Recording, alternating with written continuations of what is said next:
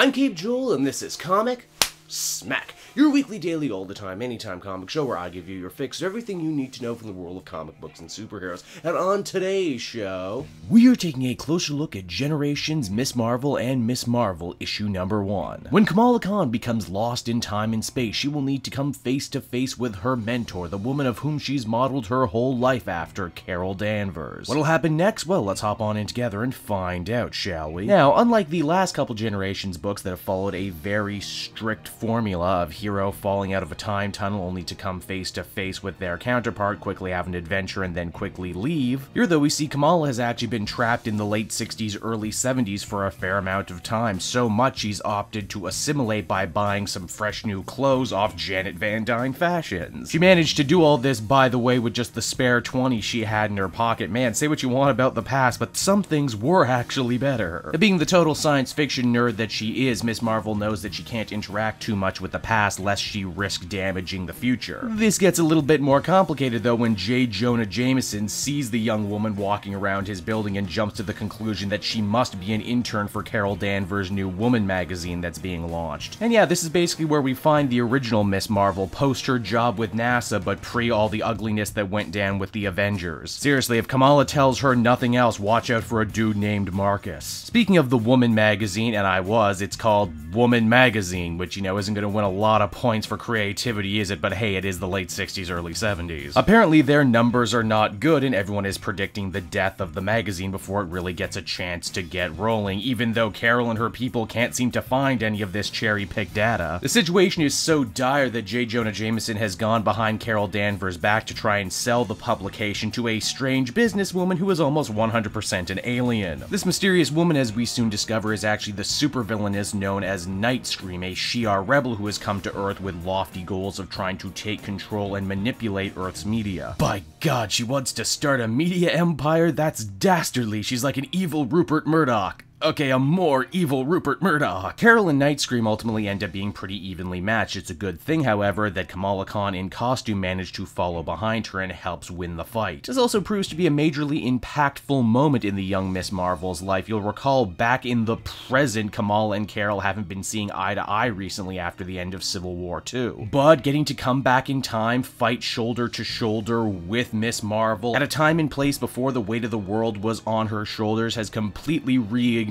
Kamala's fangirl love and appreciation for her mentor. So much to the point that before she leaves and tries to find her way back to her own time, Kamala wants to pay that love forward to Carol any way she can, and as such, she takes it upon herself to try and help save the magazine. And not a moment too soon either, as even Carol's own news team is beginning to doubt themselves, saying that maybe this is the wrong place and time for their new progressive ideas. That maybe it's too soon to ask such hard-hitting questions like, should a woman be able to get a credit card without her husband's okay, or should a woman be allowed to work even if she's pregnant? And no, really, once upon a time these were considered controversial ideas, and why yes, this is the sort of thing Ms. Marvel tackled in her heyday. It's Kamala though, coming from a future where all media is a la carte, has the idea that maybe Carol and her team can do it all, have their cake and eat it too. Continue to write the stories that are really meaningful for them, ask the hard-hitting questions, but at the same time not be afraid to put some lighter, more fanciful topics as well, because after all, you catch more flies with honey than you do vinegar. And with that, the magazine is saved, and even J. Jonah Jameson is happy. In fact, he says that Kamala under her assumed name will go far in this operation. It's at this point too, Nightscream returns looking for round 2 with Ms. Marvel. Carol tells Kamala to stand back and that she's got this fight, and indeed she does, and as the comic winds down, the two have one final heart-to-heart before, like all the others, Ms. Marvel Kamala Khan fades into the ether and back to present day. So that was Generations Ms. Marvel, everybody, and definitely before this book even came out, I knew that it was top of my list of Generation titles I wanted to read, if only because it had such a strong reason to really be told, what with the relationship between Kamala Khan and Carol Danvers being so strained since Civil War II, and really not addressed until now. This issue is probably also one of the most stylistically creative of all the Generations books so far, choosing to try and mimic the art style of Marvel Comics when this story was taking place. That alone would have put it in the upper upper echelon of Generations one-shots, but then G. Willow Wilson surprises me yet again by going an even further mile by making the underlying theme of this story about the magazine and staying true to one's journalistic integrity really mirror a lot of the things people have been complaining about Marvel Comics right now, and yet make it so simple and subtle that I think that fact will fly over a lot of people's heads the first time they read it. Overall, I think I'd give this one a very solid 8 out of 10. G. Willow Wilson and Ms. Marvel continues to be a winning combination, and I can't wait to see what they do next. So that's Generations, everybody. I hope you enjoyed it, and as always, want to check out some of the other videos I have available on my channel. Then you can follow me on social media at Cape Joel, and if you like the video and are feeling in a supportive mood, then you might want to become a patron. For as little as $1 a month, you can get exclusive access to videos and content before anyone else. So until next time, everyone, this has been Cape Joel. Thank you so much for watching, and I'll see you all again later. Bye-bye.